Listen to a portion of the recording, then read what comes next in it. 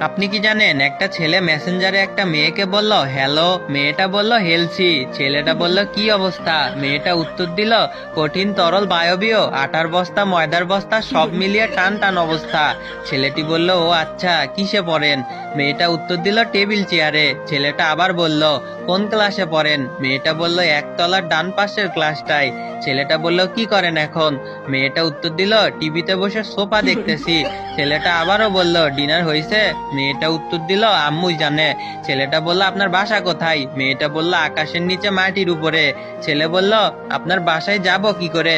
মেয়েটা বলল আপনার বাসা থেকে বেরিয়ে নাক বরাবর 4 রাস্তার মোড়ে যাবেন, তারপর ডান দিকে যাবেন, তারপর দেখবেন একটা দোকান, দোকানের পাশ দিয়ে ছোট্ট একটা রাস্তা গেছে, সেইখান দিয়ে যাইতে থাকবেন, তারপর দেখবেন অনেকগুলো বিল্ডিং, সাদা কালারের পাশে করলা কালারের, পিঙ্ক কালারের পিছনে সবুজ কালারের বাড়িটাতেই আমি থাকি।